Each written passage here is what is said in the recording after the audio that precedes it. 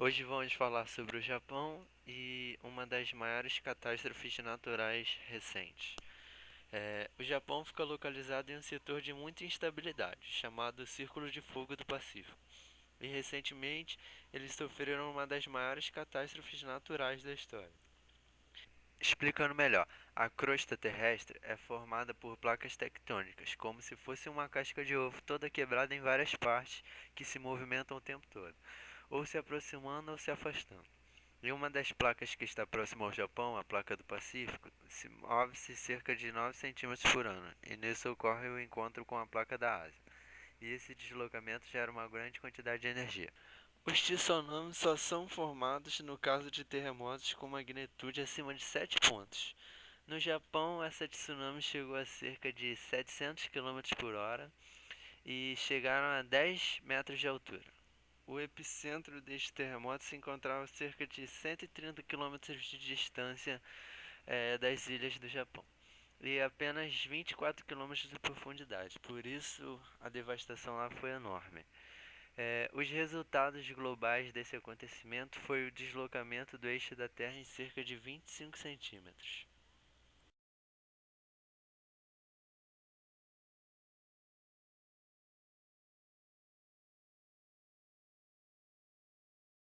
Vamos agora fazer uma análise cronológica dos acontecimentos no Japão. Tudo começou no dia 11 de março. O Japão é atingido por um grande terremoto, o pior da história recente, seguido de um grande tsunami. Ondas de mais de 10 metros de altura destroem tudo no caminho.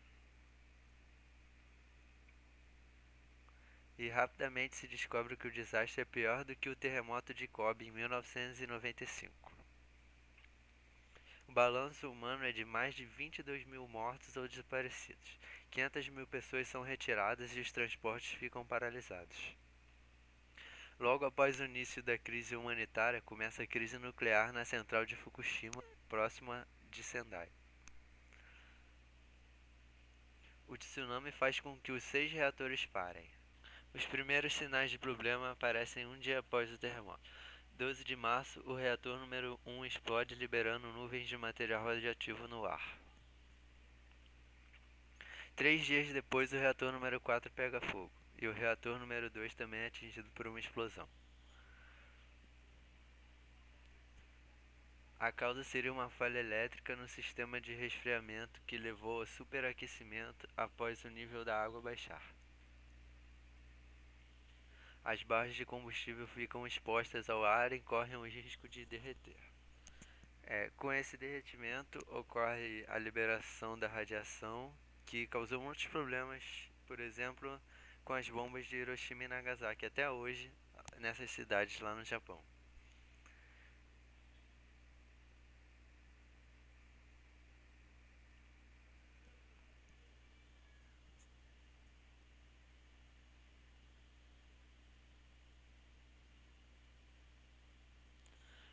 O exército intervém e milhares de litros de água do mar são despejados na usina para irrigar as barras de combustível.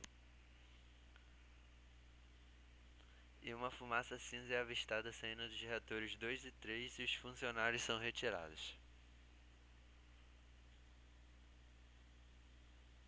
Os níveis de radiação das proximidades da central sobem perigosamente e a catástrofe se transforma na pior da história desde Chernobyl, na ex-União Soviética.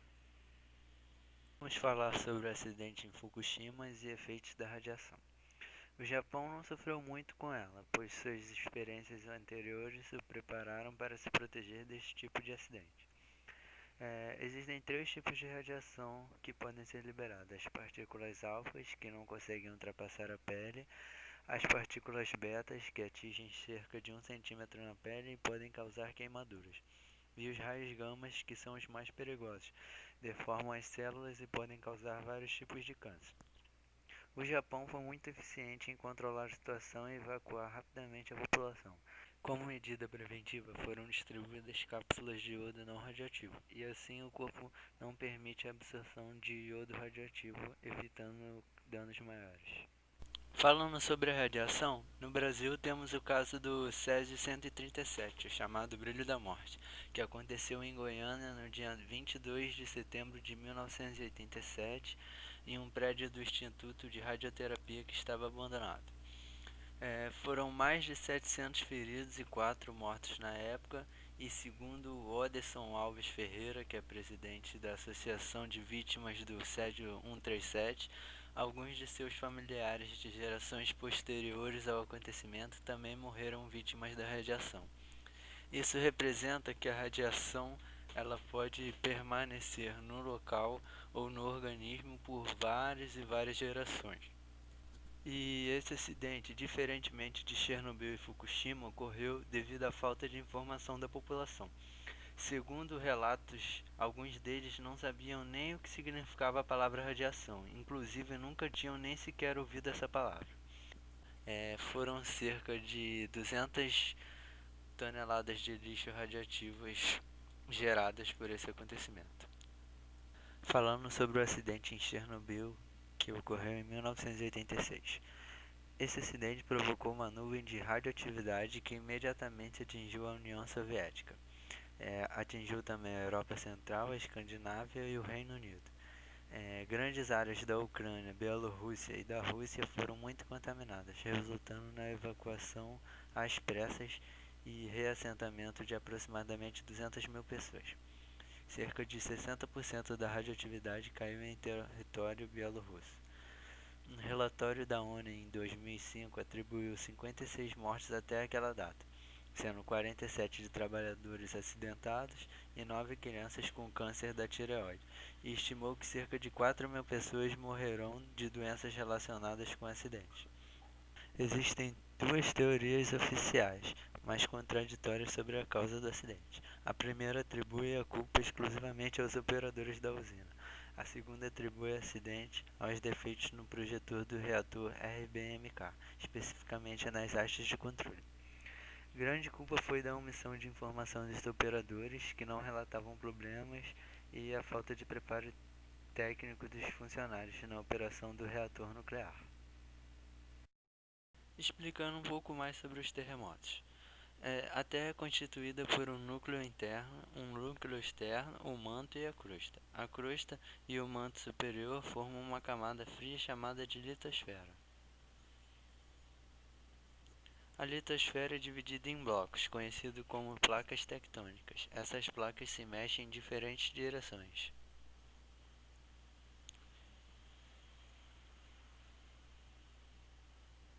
A maioria dos terremotos acontece na beira das placas, na junção entre uma e outra.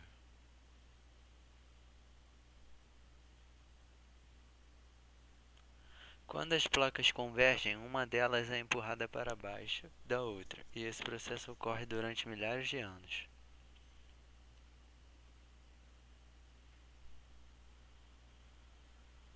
Na colisão das placas, camadas de rocha são forçadas para cima, criando montanhas. Nos locais onde as placas se afastam, magma, que são rochas derretidas, emerge do manto e esfria, formando novas áreas de crosta. As fronteiras entre as placas divergentes geralmente são encontradas no fundo dos mares e oceanos.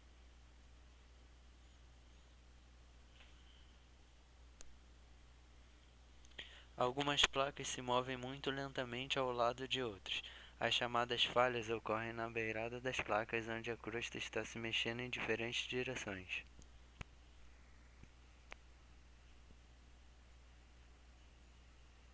Em alguns pontos, as placas ficam presas umas às outras, levando a um acúmulo de energia.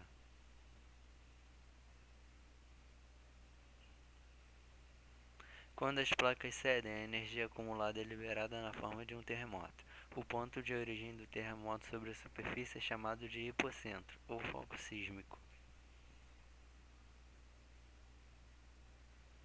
Um terremoto emite três ondas de energia. Primeiramente, as ondas P, ou primárias, são sentidas como uma chacoalhada repentina. Poucos segundos depois vêm as ondas S, ou secundárias, que são sentidas como um tremor mais sustentado para os lados.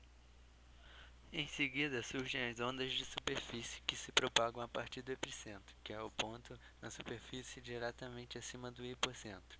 As ondas de superfície são sentidas depois das ondas P e S.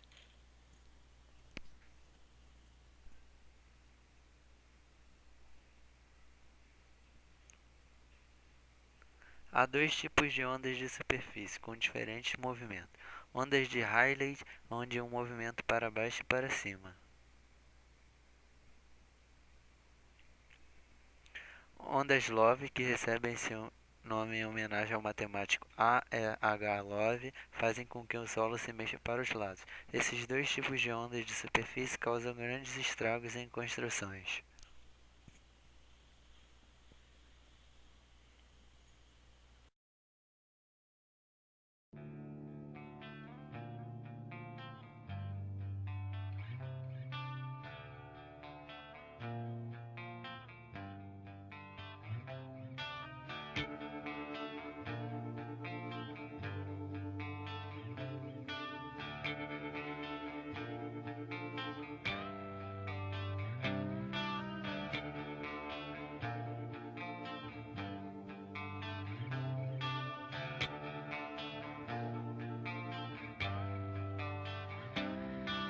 Angels on the sideline, puzzled and amused. Why did Father give these humans free will? Now they're all confused. Don't these talking monkeys know that Eden has enough to go around?